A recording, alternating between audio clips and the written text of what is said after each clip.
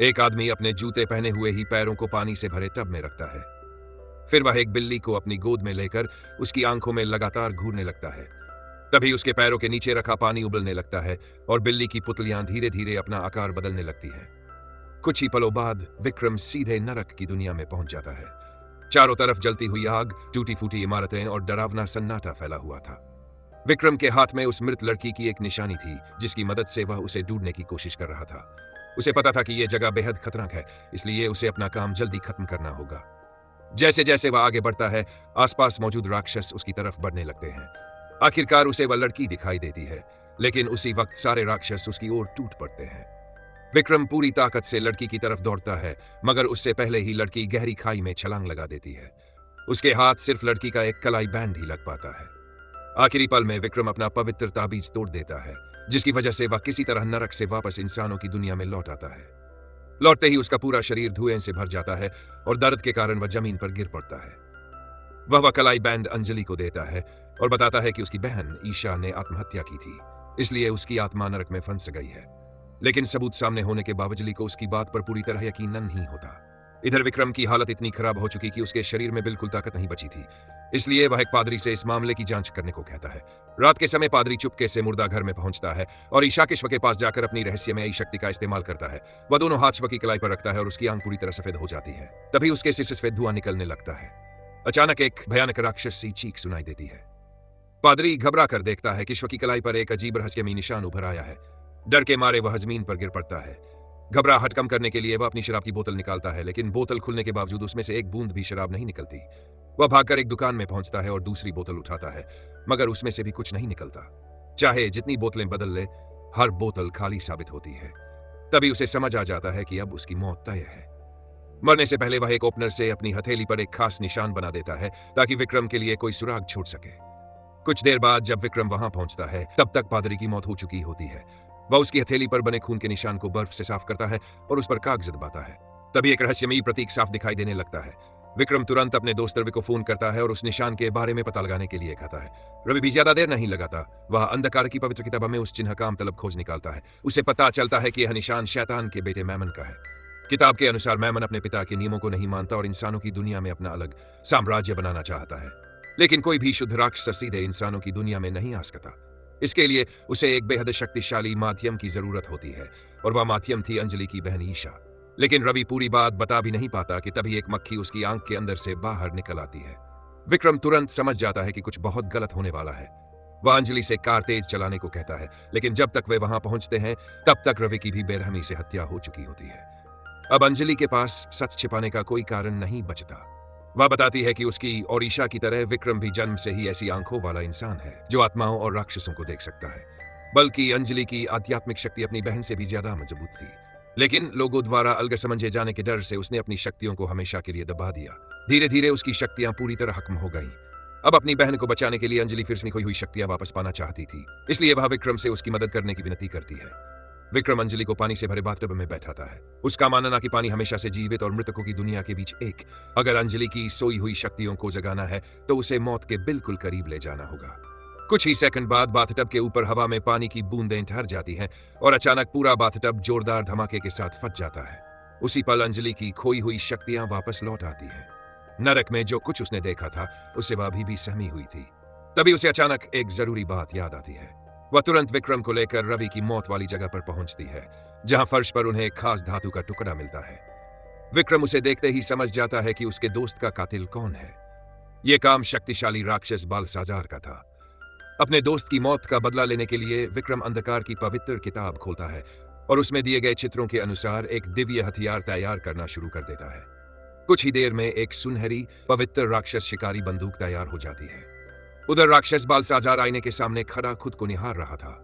तभी अचानक उसके सामने लगा आईना अजीब तरह से मुड़ने और विकृत होने लगता है।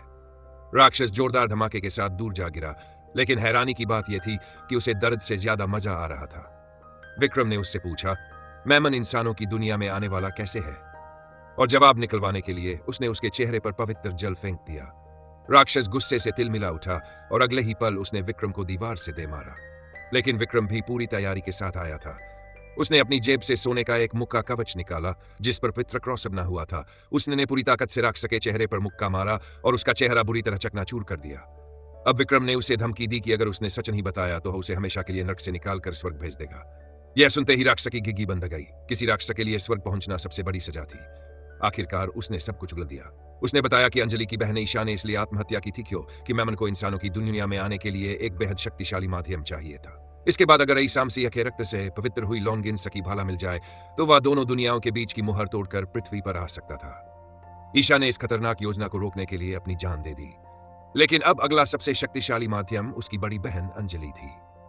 सारी जानकारी मिलते ही विक्रम ने बिना देर किए राक्षस के सिर में गोली मार दी और हमेशा के लिए उसे नरक भेज दिया। इसके बाद वह अंजलि को लेकर वहां से निकलने लगा, लेकिन जैसे ही दोनों लिफ्ट के पास पहुंचे, स्टील का दरवाजा जोरदार धमाके के साथ उठ गया। एक अदृश्य शक्ति ने अंजलि को पकड़ लिया और उसे कई दीवारों को तोड़ते हुए दूर घसीट ले गई। विक्रम बंदूक लेकर उसके पीछे दौड़ा, लेकिन वह उस रहस्यमयी ताकत का पीछा नहीं कर सका। उसकी आंखों के सामने ही अंजलि गायब हो गई। अब अंजलि को बचाने और मैमन की योजना रोकने का सिर्फ एक ही रास्ता बचा था। विक्रम सीधे एक पुराने बार में पहुंचा और दरवाजे पर गोली गोली मारकर अंदर घुस गया। यहां रहता था एक रहस्यमयी तांत्रिक बाबा निशांत, जो हमेशा तटस्थ रहता था और इंसानों या राक्षसों किसी का पक्ष नहीं लेता था। बाबा निशांत ने विक्रम की मदद करने का फैसला किया। उन्होंने एक खास अनुष्ठान शुरू किया। विक्रम एक कुर्सी पर बैठ गया और लगातार मेडिकल अल्कोहल पीने लगा। उधर बाबा ने फर्श पर पानी छिड़का, फिर एक बल्ब तोड़कर उसकी खुली बिजली की तार सीधे गीली जमीन में लगा दी। जैसे ही बिजली का तेज झटका विक्रम के शरीर से गुजरा, उसकी आत्मा शरीर से बाहर निकल गई और सीधे नरक में पहुंच गई। वहां उसने देखा कि लॉन्गिन सकी भाला अब त्रिसिरा अस्पताल तक पहुंच चुका था। अस्पताल के बाहर अंदर सदमा थे। सभी बेसब्री से मैमन के पृथ्वी पर आने का इंतजार कर रहे थे। होश में लौटते ही विक्रम अपने शिष्य के साथ तुरंत अस्पताल पहुंचा। शिष्य अस्पताल के पानी के टैंक तक गया और उसमें एक पवित्र क्रॉस डाल दिया। देखते ही देखते पूरे अस्पताल का पानी पवित्र जल में बदल गया। उधर विक्रम सीधे उस जगह पहुंचा जहां सारे राक्षस इकट्ठा थे। वह मुस्कुराकर बोला, हाय, मेरा नाम विक्रम है और तुम सबका स्वागत है। अगले ही पल फायर स्प्रिंकलर चालू हो गए और पूरे कमरे में पवित्र जल बरसने लगा। जैसे ही वह पानी राक्षसों पर गिरा, उनके शरीर धुएं से भरने लगे। तब उन्हें समझ आया कि यह साधारण पानी नहीं बल्कि पितृ जल है। पूरा कमरा उनकी दर्दनाक चीखों से गूंज उठा। विक्रम ने मौका नहीं गंवाया। उसने एक एक करके सभी कमजोर पड़ चुके राक्षसों का सफाया करना शुरू कर दिया। पवित्र जल से उनकी ताकत अलगब खत्म हो चुकी थी और अब उन्हें मारना बेहद आसान था। लेकिन दूसरी तरफ अंजलि की हालत लगातार बिगड़ रही थी। मैमन उसे अस्पताल के स्विमिंग पूल तक ले गया और बिना कुछ कहे पानी में धक्का दे दिया। अंजलि अभी संभल भी नहीं पाई थी कि उस पीछे अचानक एक रहस्यमयी आदमी आकर खड़ा हो गया। घबराकर उसने अपनी पिस्तौल की सारी गोलियां चला दी, लेकिन एक भी गोली उस आदमी को छू नहीं सकी। सारी गोलियां उसके आर पार होकर दीवार में जा धंसी। अगले ही पल उस आदमी ने अंजलि की बंदूक दूर फेंक दी। अंजलि भागने की कोशिश करती है, लेकिन वह उसे पकड़कर बेरहमी से दोबारा पानी में खींच लेता है। जैसे ही वह डूबती है, उसकी आत्मा नरक में पहुंच जाती है। यही मैमन उसके पीछे आता है और उसकी आत्मा पर पूरी तरह कब्जा कर लेता है। कुछ देर बाद जब विक्रम और उसका शिष्य वहां पहुंचते हैं तो देखते हैं कि अंजलि अब पूरी तरह मैमन के वश में जा चुकी है। दोनों मिलकर उसे कसकर पकड़ लेते हैं और प्राचीन मंत्रों की मदद से उसके शरीर से मैमन को बाहर निकालने की कोशिश शुरू कर देते हैं। लेकिन मैमन इतनी आसानी से हार मानने वाला नहीं था। अब असली मुकाबला शुरू होने वाला था। दोनों पूरी ताकत से अंजलि के शरीर से मैमन को बाहर निकालने की कोशिश कर रहे थे। तभी उन्हें एहसास हुआ कि मैमन पूरी तरह उसके शरीर के अंदर आ चुका है और किसी भी पल जन्म लेकर इंसानों की दुनिया में आ सकता है। अचानक विक्रम के शिष्य ने एक अलगंत्र पढ़ना शुरू किया। इस बार उसका असर साफ दिखाई देने लगा। दोनों की लगातार कोशिशों के बाद किसी तरह अंजलि का मन और शरीर कुछ देर के लिए शांत हो गया। दोनों ने राहत की सांस ली और उन्हें लगा कि अब खतरा टल चुका है। लेकिन जैसे ही शिष्य अपनी जीत पर कुछ बोलने लगा, अचानक एक अदृश्य शक्ति ने उसे हवा में उठा लिया। वह उसे ऊपर नीचे और इधर उधर इतनी बुरी तरह पटकने लगी कि कुछ ही सेकंड में उसकी गर्दन टूट गई और उसने विक्रम की आंखों के सामने दम तोड़ दिया। अपने शिष्य की मौत देखकर विक्रम का गुस्सा 7वें आसमान पर पहुंच गया। उसने फैसला किया कि चाहे कुछ भी हो जाए, इस पूरे खेल के असली मास्टरमाइंड को सामने लाकर रहेगा। वह एक प्रतिबंधित अनुष्ठान शुरू करता है जिसकी मदद से छिपा हुआ दुश्मन खुद सामने आने पर मजबूर हो जाता है। अचानक आसमान से एक तेज सफेद रोशनी उतरती है और एक दिव्य शक्ति विक्रम को जमीन पर दबा देती है। उसके सामने खड़ा था गैब्रियल, स्वर्ग के सबसे शक्तिशाली फरिश्तों में से एक। गैब्रियल अपना पैर विक्रम की छाती पर रखकर उसे दबाए रखता है। तभी विक्रम को समझ आता है कि गैब्रियल ने भगवान से गद्दारी कर दी है। असल में मैमन की पूरी योजना गैब्रियल ने ही बनाई थी। गैब्रियल का मानना था कि भगवान हमेशा इंसानों का पक्ष लेते हैं जबकि राक्षसों के साथ अन्याय होता है। इसलिए उसने मैमन का साथ देकर इंसानों की दुनिया में एक नया संतुलन लाने का फैसला किया। इसके बाद गैब्रियल सिर्फ हल्के से फूंक मारता है और विक्रम मकी फिर दूर जाकर दीवार सेट कराता है। इतनी जोरदार चोट लगती है कि वह उठ भी नहीं पाता। अब गैब्रियल अंजलि के शरीर से मेमन को जम दिलाने ही वाला। आखिरी उम्मीद के तौर पर वे पहली बार पूरे दिल से भगवान से प्रार्थना करता है, लेकिन कोई जवाब नहीं मिला। जब उसे समझ आ जाता है कि अब ऊपर से कोई मदद नहीं आने वाली, तब वह आखिरी और सबसे खतरनाक रास्ता चुनता है। वह जमीन पर पड़ा कांच उठाता है और अपनी गर्दन की नस काट लेता है। जैसे ही उसकी मौत करीब आती है, अचानक शैतानों का राजा शैतान वहां प्रकट हो जाता है। अपने सबसे बड़े दुश्मन की आत्मा लेने का मौका पाकर वह बेहद खुश था।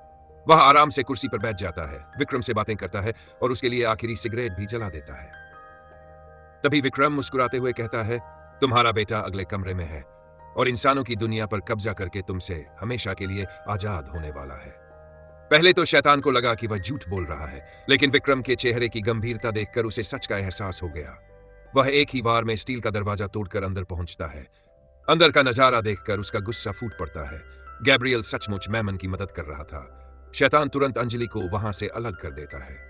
मेमन बुरी तरह छटपटाने लगता है। गैब्रियल गुस्से में शैतान पर हमला करता है, लेकिन उसका एक भी वार असर नहीं करता, क्योंकि भगवान से विश्वासघात करने के बाद गैब्रियल अपनी सारी दिव्य शक्तियां खो चुका था। शैतान बिना किसी मेहनत के मेमन को वापस नरक में फेंक देता है। इसके बाद वह गैब्रियल के जलते हुए पंख नष्ट कर देता है और उसकी सारी शक्ति हमेशा के लिए छीन लेता है। सब कुछ खत्म करने के बाद शैतान वापस विक्रम के पास आता है। विक्रम कहता है, मैं तुम्हारे साथ नरक चलने के लिए तैयार हूं, लेकिन मेरी एक शर्त है। मेरी आत्मा के बदले अंजलि की बहन ईशा को स्वर्ग भेज दो। शैतान हंसते हुए यह सौदा मंजूर कर लेता है। वह विक्रम की आत्मा को नरक ले जाने की कोशिश करता है, लेकिन कुछ कदम बाद ही उसे महसूस होता है कि वह उसे खींच ही नहीं पा रहा। उसी समय पूरे कमरे में एक दिव्य प्रकाश फैल जाता है। भगवान ने विक्रम के त्याग को स्वीकार कर लिया था। दूसरों की जान बचाने के लिए अपनी जान देने की वजह से उसके सारे पाप माफ हो चुके थे और अब उसकी आत्मा नरक नहीं बल्कि स्वर्ग जाने के योग्य बन चुकी थी। विक्रम की यही असली योजना थी। वह मुस्कुराकर शैतान की तरफ देखता है और शैतान गुस्से से आग बबूला हो जाता है। वह चिल्लाता है, अगर तुम मेरे नहीं हो सकते तो किसी और के भी नहीं बनोगे। गुस्से में वह अपना हाथ विक्रम की छाती के अंदर डालता है और उसके फेफड़ों से काले रंग की गंदी परत बाहर निकाल देता है। यही उसके फेफड़ों का कैंसर था। एक ही पल में विक्रम का कैंसर पूरी तरह खत्म हो जाता है और उसकी जान बच जाती है। इस तरह उसे जिंदगी का दूसरा मौका मिल जाता है। उधर अंजलि भी पूरी तरह ठीक हो जाती है और मेमन का असर हमेशा के लिए खत्म हो जाता है। दूसरी तरफ गैब्रियल, जिसने अपनी सारी शक्तियां खो दी थी, स्विमिंग पूल के पास विक्रम की बंदूक उठाता है। अब उसके पास जीने की कोई वजह नहीं बची थी। वह चाहता था कि विक्रम उसकी तकलीफ खत्म कर दे, लेकिन विक्रम उसे गोली मारने की बजाय एक जोरदार मुक्का मारता है और वहां से चला जाता है। फिल्म के आखिर में विक्रम एक ऊंची इमारत की छत पर खड़ा पूरे शहर को देख रहा होता है। वह आदत के मुताबिक अपनी जेब में हाथ डालता है, लेकिन इस बार उसके हाथ में सिगरेट नहीं बल्कि च्यूइंग गम होती है। यानी उसने सिर्फ मौत को ही नहीं हराया, बल्कि अपनी पुरानी जिंदगी और बुरी आदतों को भी हमेशा के लिए पीछे छोड़ दिया।